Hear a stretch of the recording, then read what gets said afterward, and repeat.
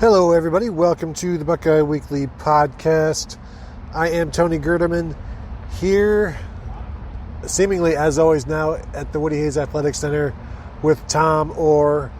Tom, we just got done watching a little bit of practice, and then we talked to Ryan Day and we talked to Greg Mattison. First off, before we get into that, how are you doing? Well, the good news is we have an answer for everyone on all of the linebacker questions we've been getting asked. Right.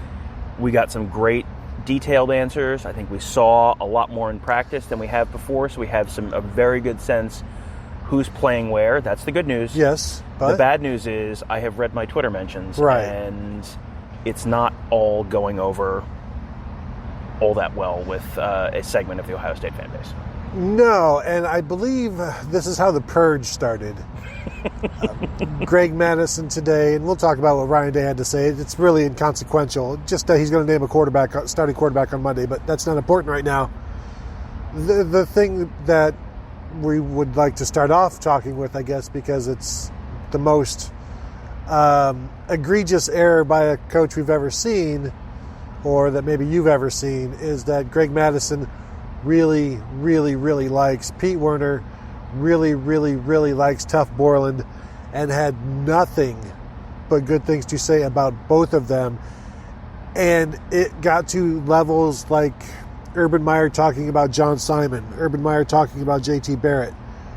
He loves these two, and both of us tweeted that out, that Greg Mattison really likes Pete Werner and Tuff Borland, and Buckeye fans were, well, not all of them, but the ones who replied were like, tweeting gifs of puppets vomiting, of dumpsters being set on fire, of any type of natural disaster or unnatural disaster that you can think of. But it goes back to what we've said all along. Last year, you can't base too much of your opinions on the players based on what happened last year. And Tom, just more on what you think about this whole entire fiasco. My favorite reply from anyone was from Rusty Shackelford on Twitter. It just said, "Not good, Tom." And I thought, uh-oh, did I mess something up? No, I just accurately reported what the coaches had told me. Yeah, never do that. Don't do that. So we've touched on this before, but it feels like we just need to run through it again. Yeah. If you're not sure who the coaching staff viewed as the issue last year, who Ryan Day viewed as the issue last year, all of those linebackers are back. If Ryan Day didn't think that Pete Werner or Tuff Borland or Malik Harrison was capable of playing at the level necessary to start at Ohio State, there's a way to have a conversation with them that says, hey, maybe you should consider thinking about going somewhere else. Right. Like that's a conversation that sometimes happens with players who are just don't end up playing at that level.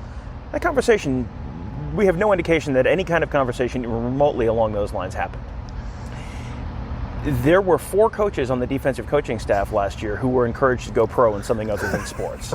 So it's worth just kind of taking a step back and looking at who is still here and who is not still here, and you can probably extrapolate from that who people viewed as the issue last year. And Greg Mattison, who came in to replace one of the people who is no longer here, was asked today about issues last year, and he was very careful, very diplomatic.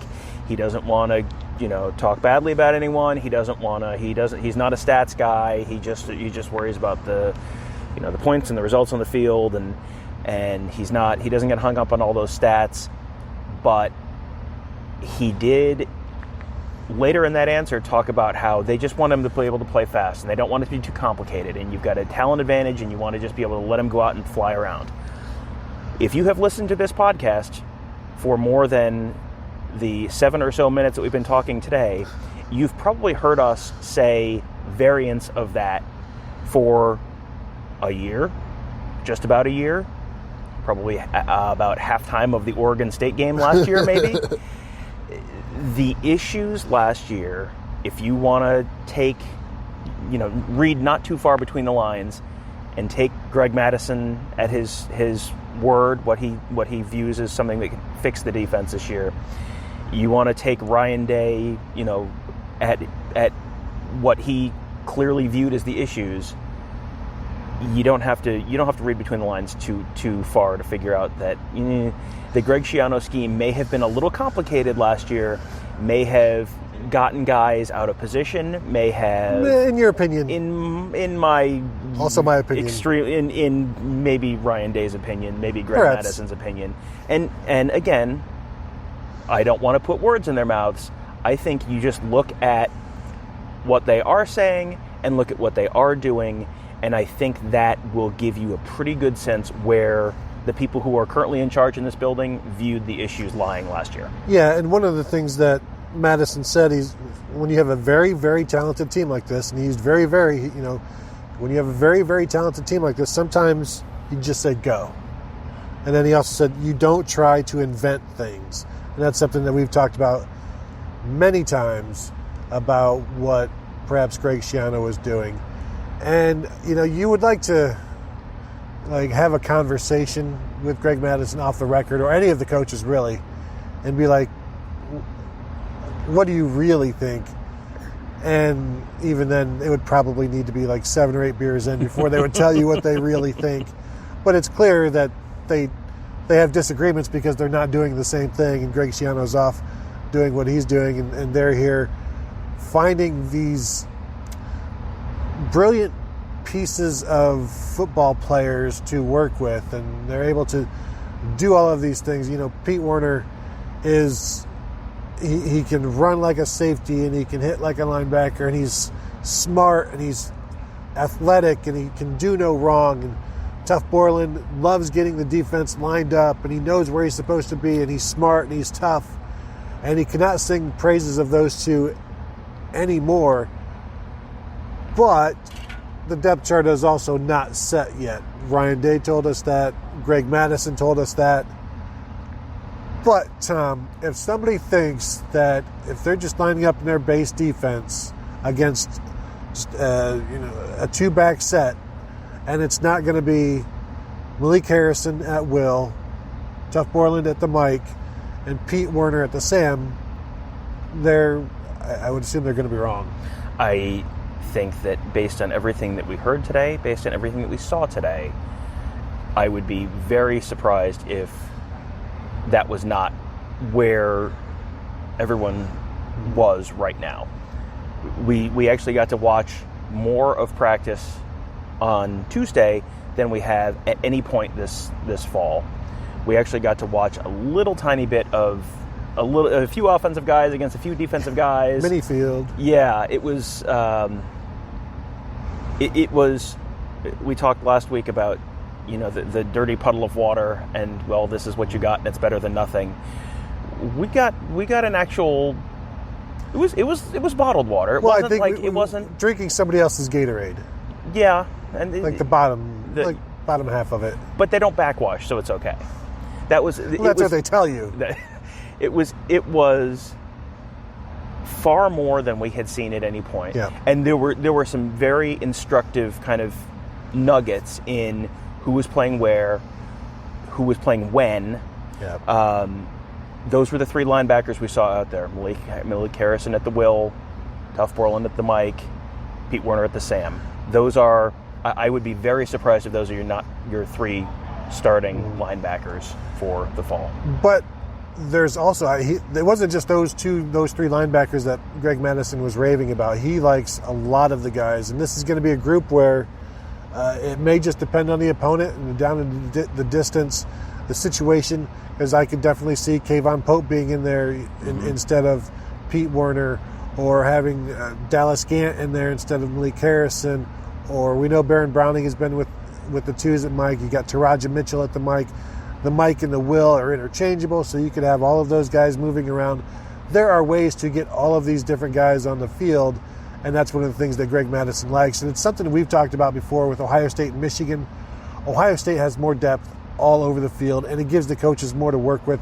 He couldn't really do that. He couldn't really do that at Michigan on a defensive line or at linebacker last year. So it's interesting to watch him it'll be interesting to watch to see how much of that he does with this group of linebackers, because there are a lot of them out there, and we've seen in the tweets released by Ohio State, the videos where Kayvon Pope is with the ones a couple of times, and you see people on Twitter, Buckeye fans, like, oh, he's moved ahead of Pete Werner, and I try to like respond to them and saying, you're seeing a snippet of what could be. This is a down in the distance. This is okay. We're going to work second and 7, and on in a nickel, and Pete Werner is maybe not part of this package. Or as Ryan Day said, when a player throws an interception or commits a penalty, they have to jog around the field. So maybe when you're not seeing Pete Werner in the video, he might have been called for face mask on the previous play and might be jogging around the field. It's really difficult. I wouldn't say dangerous, because it's just football. It's dangerous to make assumptions based on little snippets that we see from Twitter, but that's our mud hole, baby. That is our mud hole. It is. As you were saying that, I was going back to the spring when we saw Taraja Mitchell repping with the ones, and we went, whoa, This is crazy. And then it turned out that Baron Browning and Tuff Borland both weren't practicing at that point. So what we get to see during practice is somewhat limited, but we at least have some context for like, oh, hey, right, this guy is over to the side right now, and I don't know, getting taped up again or getting stretched out or whatever it is, and that's why this person's here. When you're watching the videos, like those little highlight clips that are shot tight, edited quick, that's a real danger to try and read too much into that. We were kind of forced to do that this time last year when we didn't have any kind of practice access, and you can get the sense that last year it was Ben Victor. A few years before, it was Torrance Gibson. Everyone was ready for Torrance Gibson to just win the Heisman as a freshman based on those highlight videos, and then that didn't happen. So not so much. So take it for what it's worth. It's not worth a ton, but we are getting I feel like coming out of today, we know a lot more than we did a week ago, 2 weeks ago, in a number of positions. We've just talked about the linebackers, but there's a lot of spots where I feel like we are kind of getting a better sense for where things are stacking up. Yeah, and when you do see Kayvon Pope out there with the ones, that's a good thing. Doesn't necessarily mean he's a starter, but they feel comfortable having him out there, and that's another thing Mattison talked about, is just how comfortable he is with having a number of players out there, and that's something Larry Johnson has said with talking about 3 deep at nose tackle, 3 deep at 3 technique, with a 7th floater being Antoine Jackson, who can go in there at any time. And it's a lot to work with, and you put them in a system where you just tell them to go, like Greg Mattison said. And the optimism on defense from the coaches, I don't know, because we were talking before the show, you guys should go and watch the Greg Mattison video at theozone.net. He says a lot, provides a lot of information. I don't know if I've ever been part of a more optimistic coach press conference than what we watched. And maybe that means if you're enthusiastic about everybody, is there really anybody worth being enthusiastic about? That sort of thing. I don't get that here, but it was just, he's excited about everybody. Yeah, it was one of the most upbeat press conferences I can remember, and this is kind of the optimistic time of year. Yeah. So that's one thing that you kind of have to put on the front of this conversation, is this is the time of year when everyone is at their most optimistic for the season, and we haven't been around Greg Mattison enough to know, oh yeah, he just blows sunshine all the time, or alternately he doesn't, and then that really means something. Yeah, true. So take it for what it's worth, but he sure seemed optimistic about pretty much everyone. It sounds like it's going great with Jeff Hafley right now. Mm-hmm. Again, let's see the first time they give up a long touchdown, whether it's still going great with Jeff Hafley. So far, so good. That was Barnes' fault. They have not given up a single point this year. That's true. That's worth thinking about. Right. And the one not every team could say that. That's true. Or can they? I guess technically yes. Technically right now, yes. Well, still. Unless you count the spring game, but they scored that many points against themselves, so it's really okay. Right. The one thing that we haven't talked about yet was Mattison. This goes along with the depth conversation you were mentioning. Mattison said he wants to have not one starter, he wants to have 2 starters, he wants to have 3 starters, where that basically means we don't have a second team. We have 2 guys. We have 3 guys who we feel are good enough to start. Now, obviously, only one of them is going to be out on the field at the beginning of the game. Otherwise, you're going to get a too many men on the field penalty. But if you've got 3 guys who you feel are good enough to start, that plays into something else he talked about, which is he wants them running to the ball. He wants them always running to the ball. And that's something that's going to tire you out if you're running to the ball every play and you're always chasing the ball. And normally you will see guys kind of try and conserve their energy and not run to the ball if it's not something they're probably going to make a play on.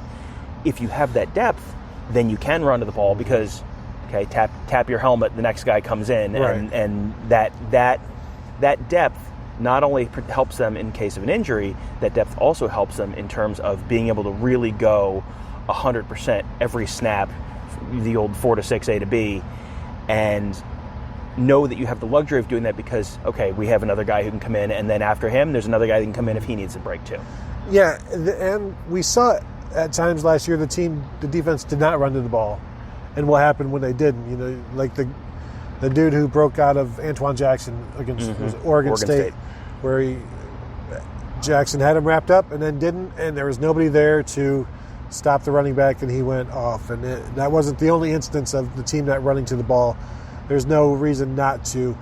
The first and the second and third, 3 first teams, 3 starting groups, I think they have 2 groups they feel comfortable with at linebacker, with the 3 that we've mentioned, and then Dallas Gant. I think it was Mattison who said he's made the most strides, the most improvement since the spring till now among the linebackers. Maybe it was Day who said that. And then you've obviously got Baron Browning in the middle there, and as we mentioned, Kayvon Pope. So I could see them feeling good about that second group as well. He loves Cade Stover. He started smiling as soon as the question was asked. And you watch the video of Cade Stover, the highlights from his black stripe removal, and he's a brute. And he moves quickly and he's fast. But that's 2020, Tom. We'll get there. The bullet is a situation where we still don't really know how much of that we're going to see, and I don't know that they necessarily know, or because I asked Greg Mattison, is the base defense, and when I say base defense, I would distinguish it by is the Sam on the field or the bullet on the field, and maybe you have 2 base defenses, but is it dependent on the opponent? And it will be as we've assumed, but he also said that Pete Werner is so good that he could take snaps from the bullet because he can do all of these different things. But that also doesn't mean that Brendan White won't be on the field a lot because he can also do a bunch of different things. And you just have all of these versatile players, and we're not even talking about Shaun Wade. I don't think he didn't even come up today. No. And it was mainly just talking about the linebackers and how many different things they can do, including Brendan White. And it's, like I said, it'll be fun to watch them piece all of these things together and see how much it's noticeable when, like, if all of the big plays happen while Brendan White is at safety, or what is the most common characteristic of this defense when they give up big plays. But there's a lot of moving parts, and yet it's more simpler because they're being asked to do fewer things. Right. They are being, I think they're going to potentially be put in more, how can I phrase this? More logical positions in your on the field. Yeah. And asked to do, 1 or maybe 2 things on a play and not, read this, then read that, and then do this, and then, but if they do this, then do this. It was, last year was a little bit of a choose your own adventure defense at times, it seemed like, and but instead of like 2 options, you'd get like 6. You'd get 6, but all of them ended up with falling down an elevator shaft, so that wasn't great.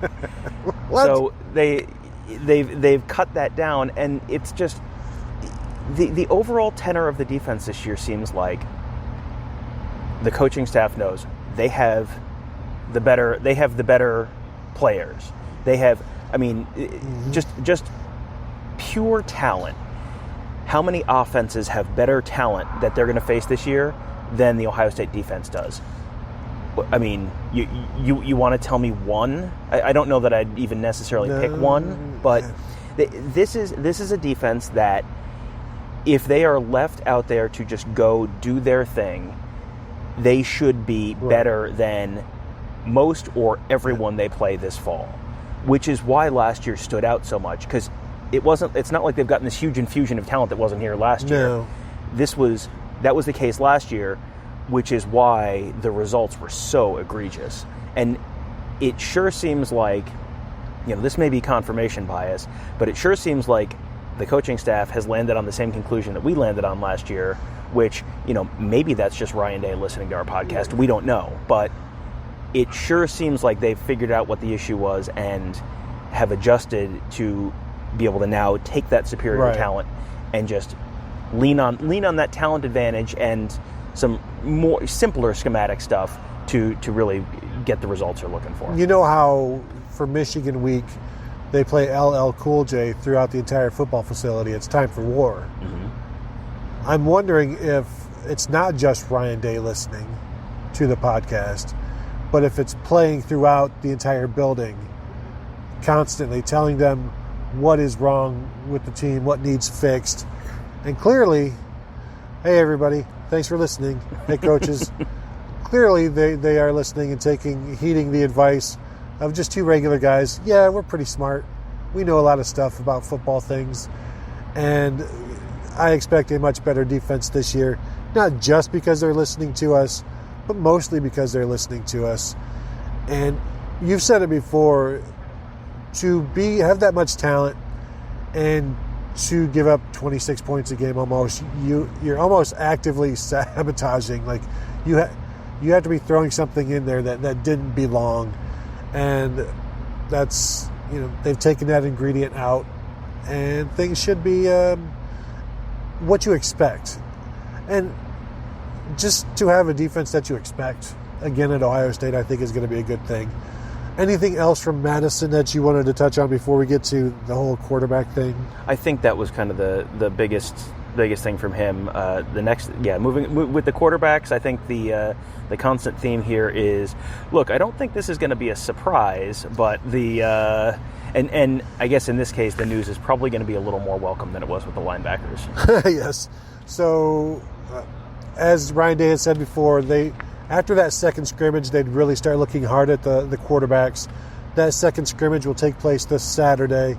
And he was asked right away, first question I think today, about, and this is practice 11, not quite halfway through.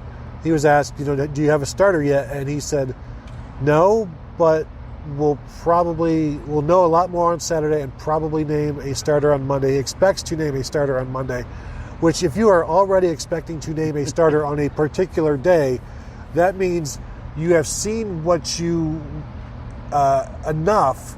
You just don't want to see anything on like the rest of the week that takes you backwards. Like, so he and then when he was talking about that, he also went on to mention how Justin Fields has had has grown so much these last couple of practices, played better, is being more anticipating better, being a better leader.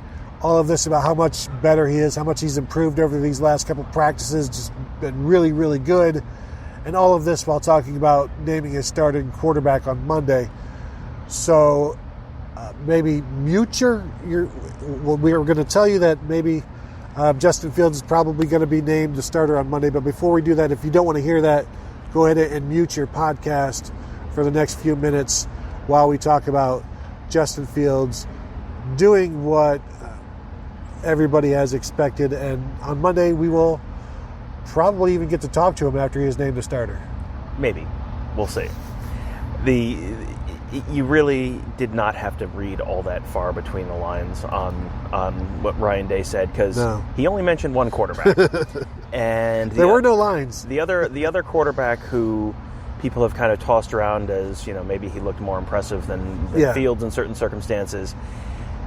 Gunnar Hoke still has a black stripe on his helmet, which your starting quarterback is not going to have a black stripe on his helmet, and they have removed black stripes this week, and Gunnar Hoke still has a black stripe on his helmet.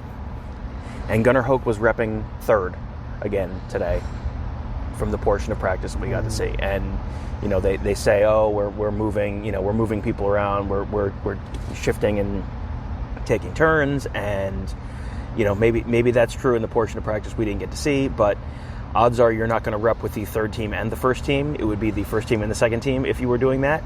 And so maybe it's the second team and the third team, but it doesn't seem like there's a whole lot of question at this point. And that is not a slam on Gunnar Hoke. Gunnar Hoke, remember, just showed up here a couple months ago.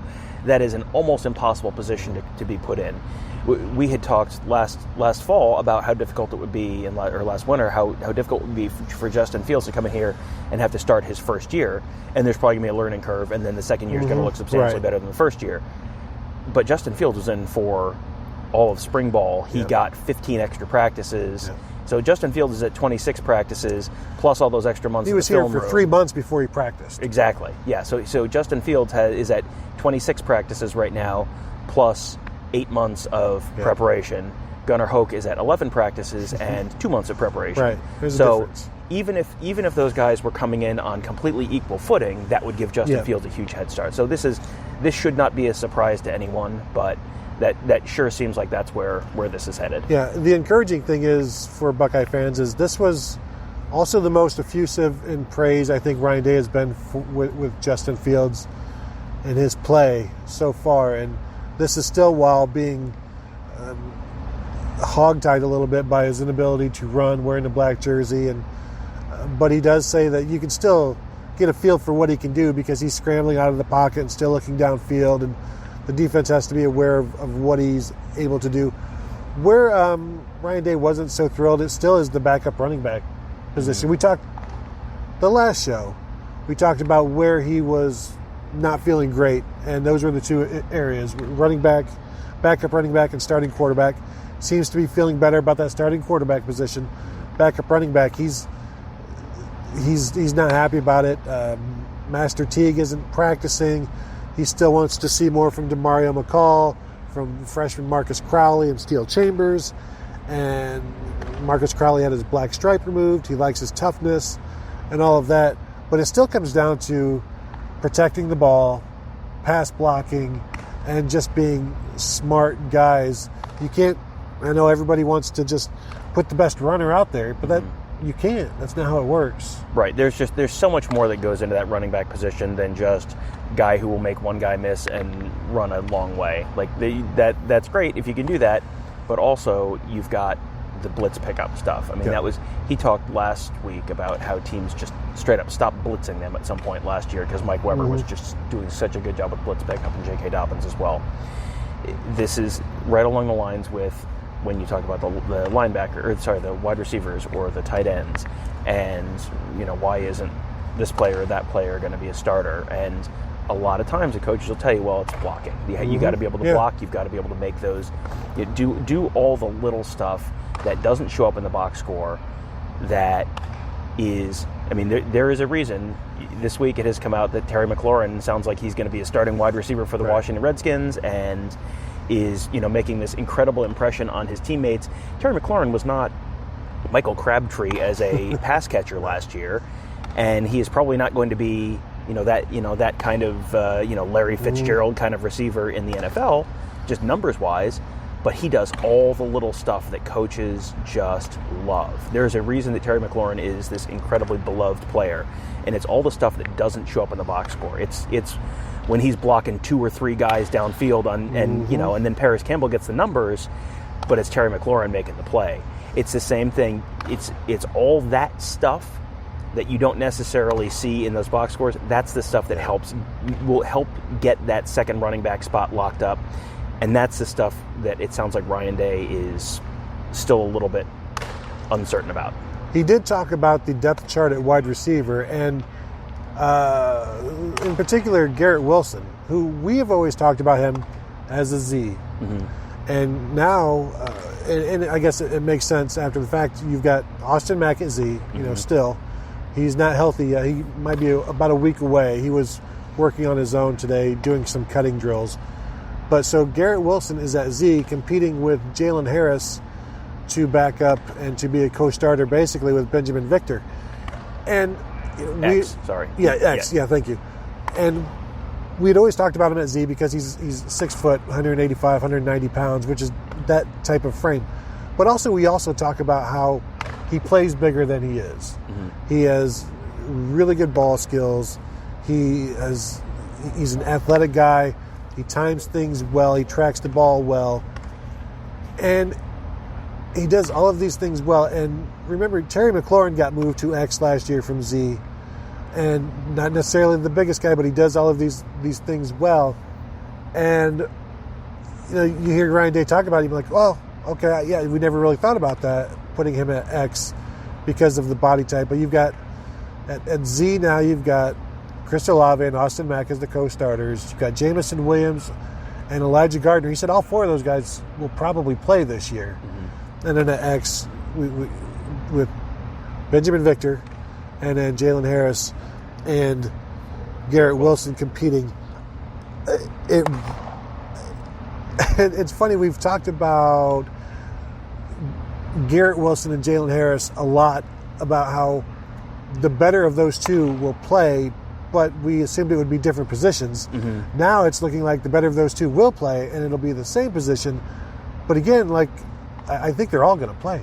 Yeah, they have been running that kind of 6 receiver rotation for years now, and they have seen the benefits of it. And I mean, it's all the stuff we've talked about before, where you are rotating your wide receivers, the other team's not rotating the defensive backs, and hey, they get tired fast. And then this is right along the lines of what we talked about with the defense, chasing the ball on every play.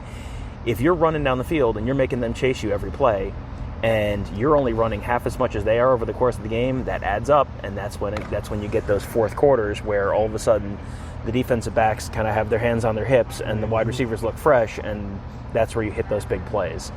And so, yeah, they certainly have the talent in that room to play 6 guys, maybe more this year in kind of significant roles.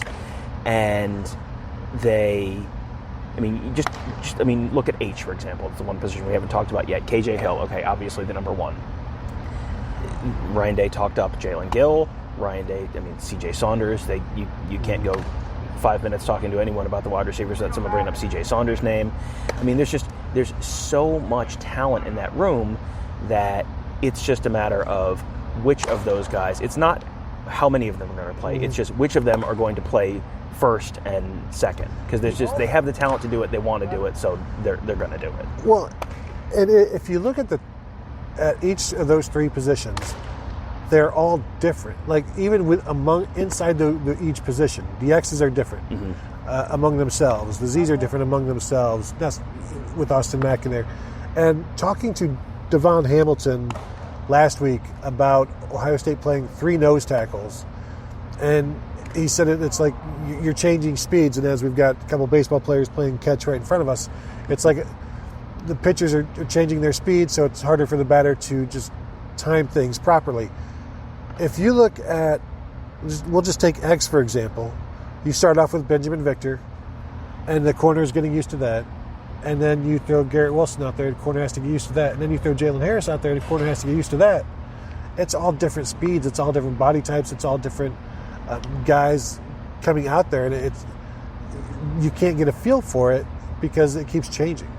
Yeah, and that can be, and it's not only something that can mess with a defense, it's also something they can sort of adjust situationally too. Yeah.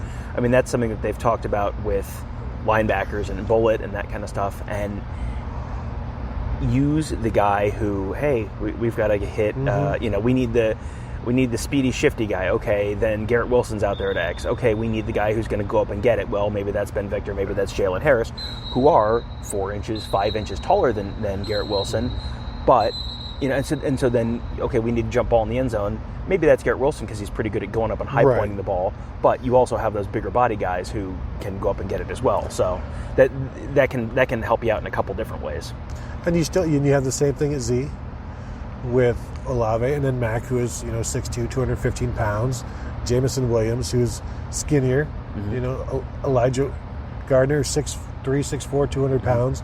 You have the same thing at H, where you've got KJ, who is different than Jalen Gill, who is different than CJ Saunders. And you've got all of these change of pace guys inside of their own positions. That makes things I would think it makes things even more difficult, because you're not just getting the scouting report on the starters, because that's not going to be good enough. You're going to have to get the scouting report on everybody and learn and be ready for each of those guys. And they're going to be in a system that is going to put them in a position to make plays. And I'm going to go out on a limb. I think this offense is going to be pretty good. I think there's a pretty good chance this offense is pretty good. But I said that first. There's a pretty good chance. Okay, well, then I will be the first one to say I think there's a pretty good chance this defense is pretty good. Oh, damn. I like the special teams. How do you feel about their will to win? Is it good? Feels like it should be pretty good. I think the coaching staff might be pretty good. They're tough, too. This is, as we said, this is the time of year for optimism around college football programs across the nation. And if you are an Ohio State fan, the offense is not going to look the way it did last year, but it should be pretty good. The goodness will take a different form than it did last year, but it should be an offense that can put some points on the board. And if the defense is better, the defense can put the offense in some better positions, and then that can set up set up even better results. Yes. Do we have any listener questions? We do have listener questions. Let's do that. So, first one from @bacon_house. What's the dumbest college football game day location? Times Square or Disney World? That's a good. Times Square was so stupid. The college football mecca of the United States, Times Square, New York. Why not have it at Fenway? It'd be just as dumb. Yeah, there's no reason. Let's just stop trying to force this whole New York City college football thing. They don't care. We don't need. Who wants East Coast people involved in our sport anyway? No offense, Tom. I do like the fact that they're going to Orlando for college game day, and they're not doing it at UCF. It's almost like this, spiteful, sorry, Nick Saban sorry, we've already gone to Orlando for college game day.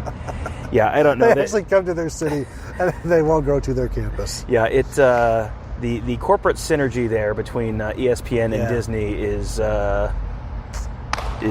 some kind of something. Next one from at OSU Chad 59. Ask Ryan Day when he's going to schedule a home and home with Bama, and if they refuse, will he call them a bad name? I forgot to ask that, but he did talk about Alabama last week, where he said that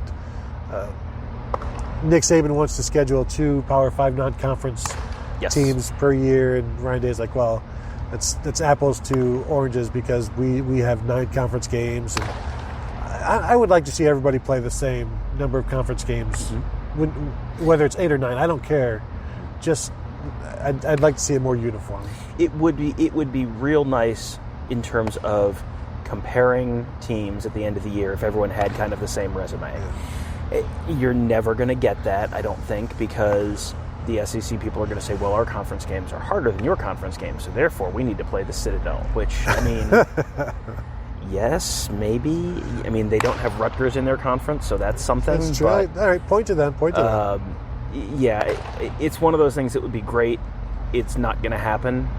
That's not something that I would envision happening anytime real soon. But it would be nice. And I mean, Alabama would be pretty high on the list of teams that you would love to see Ohio State schedule a home, not a neutral site. Well, and the thing game, is, like a legitimate. They are now scheduling home and homes, which tells you that Nick Saban's not going to be there much longer, because he obviously would never do that. Right. Yeah, Nick Saban has a very consistent scheduling philosophy of scheduling teams that are kind of brand name teams who are going to be down and not have have a new starting quarterback or a new head coach, and you play them in, oh, look, we're playing Louisville. Well, you're doing it the year after Lamar Jackson. Oh, we're playing USC. Oh, you're doing it the year after Yeah, whoever when they did do a home and Sam home Darnold. with Penn State, it was like 2010, 2011. Yeah. Where it was the end of Joe Paterno. Yeah, the whole Penn State program had decayed pretty badly at that point. So, yeah, they've been very strategic about it, and that's something you're not really able to do when you are scheduling home and homes 10 years out,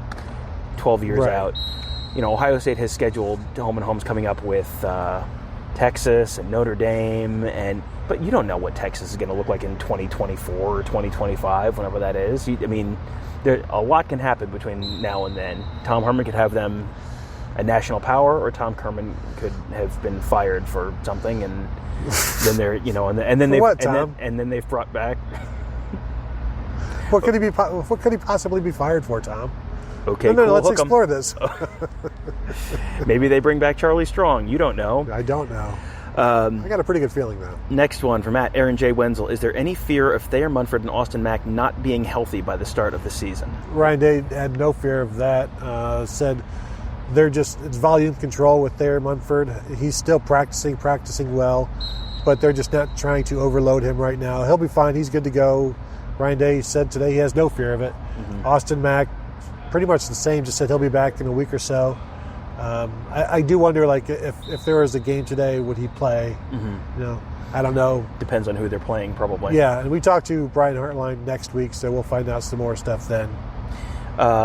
Next one from @Christo49599802. Question: how do I get a simpler Twitter username? No, that's not it. What's the rotation look like on the defensive line?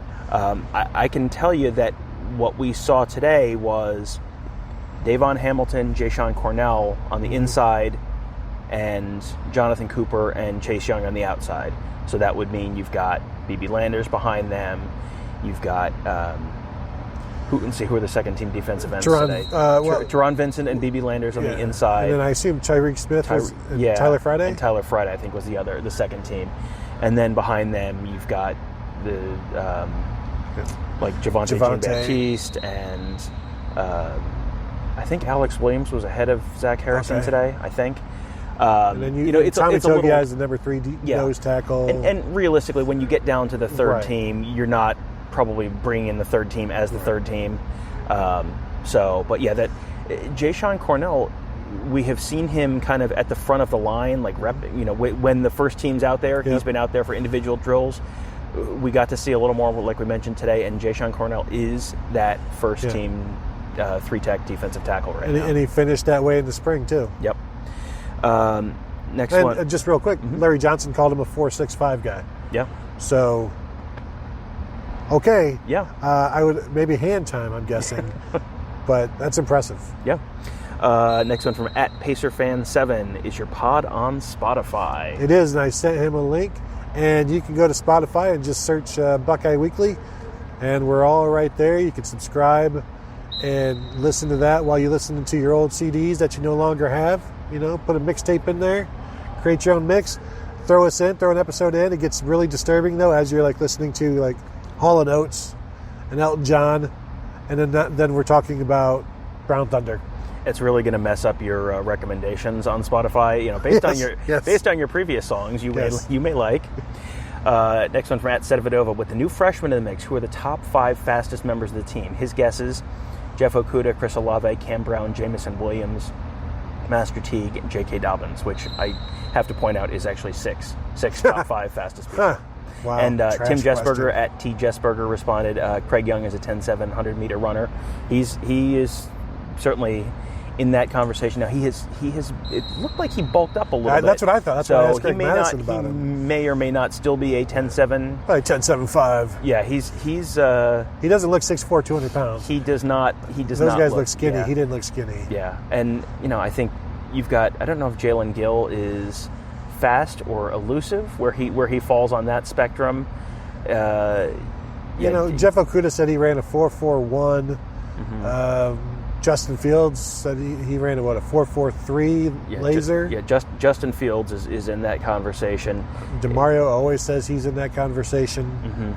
that you never have a Cameron shortage Brown. of. Yeah, he mentioned Cameron Brown. Yeah, that you never have a shortage of confidence when you ask players who the fastest on the team is. Last year it was Jeff Okudah, Paris Campbell, Kendall Sheffield, and then Kendall Sheffield joins the Ted Ginn club of people who got hurt, and we never got to see them run the laser timed 40 time that at the combine that we had been waiting years for. So. Yeah, last year I think you would have had a pretty short list of it's either Kendall Sheffield or Paris Campbell.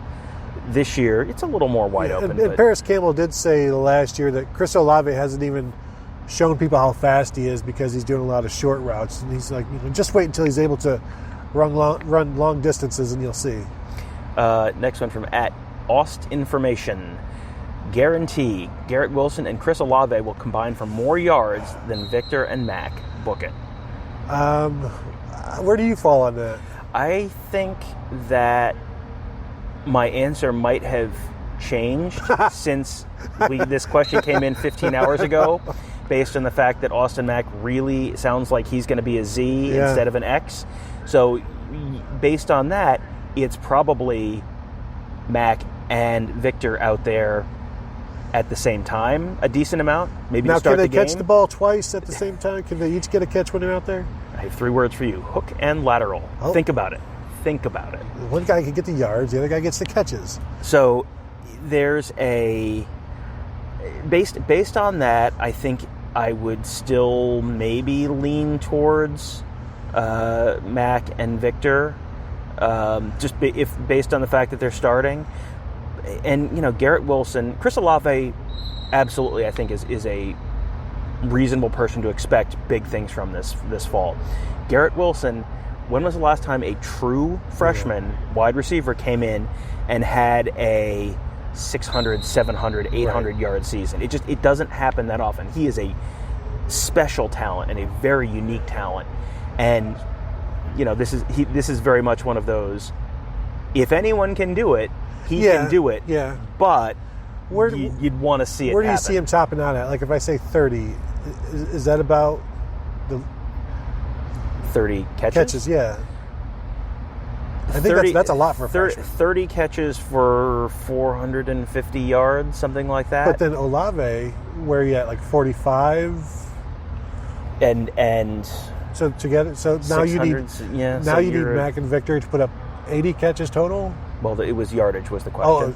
Oh, then I'm asking the completely wrong questions. But I mean, if you Mac and Victor, assuming they both stay healthy, probably end up in that 12-ish 100-yard range. Being probably. yardage, I might go with the younger guys because they have more big play potential. Yeah. So you're going with the older guys? I think I will go with the older guys, just as a until I see it, I won't believe it kind of thing. Right. It would not shock me if Garrett Wilson had the biggest true freshman wide receiver season in recent Ohio State history this year. But the bar for that is not, they have not had the Justin Ross 1,000-yard receiving season for Clemson. And again, Justin Ross took 15 games to get there last year. That was not 15 in the regular fourth on season. the team in receptions. Yeah. He was just a big play guy. Yeah. So I think it's always safer to bet on the experienced guys. But yeah, I mean, that's the fact that that's a question is pretty interesting. How many more we got? We have one more. Okay. From our good friend @Kevin Ish. Which current Ohio State player would be the best RB spokesperson? And Bad News Brownell just tweeted us a picture of Robert Landers. Well, I mean, the Arby's logo is a hat. It's a cowboy hat, and nobody does the cowboy hat like BB Landers. Yeah, I mean, that's and he's got the personality, the outgoing. Bubbly personality. He's got the build of a regular Arby's eater. So I think that's a pretty darn good choice. That's an answer with the perfect question.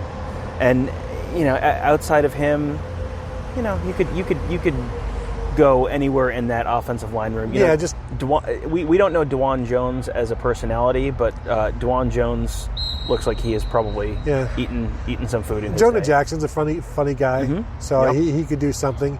And any of these guys could also portray the Colonel. I think they could. Robert Landers would be great as that. But that's a different question. Maybe send that in. We can talk about that more next week. Let's talk about that more next week. Let's talk about that more next week, because we're not going to have anything else to talk about next week with the new starting quarterback and and captains being named. Yep, captains are supposed to come out over the weekend or early next week. So there's going to be a lot next week. So anything else, Tom? Are we good? I think we're good for now, and but there will be plenty to discuss early next week as well. Yep. So thank you all for listening. Please continue to rate and review the show. Tell your family about it. Tell your friends. Let your bosses know about it, and then they'll let you just listen at work. So, one thing we should point out before we go: last weekend we had a practice availability and interviews over the weekend, so we released a special bonus episode. We are not anticipating a weekend. They're scrimmaging on Saturday. We are not going to have access to watch that, so don't expect another episode this weekend. If something happens, if we get an extra availability, we will absolutely do another show, but it sounds like early next week is going to be pretty busy, but not a whole lot before that. So if we're supposed to be Monday, Tuesday, Wednesday next week interviews, do we do a show after each one? That would be a lot. But okay, that's all you needed to say. All right, everybody, have a good day. We will talk to you maybe just once next week. Bye.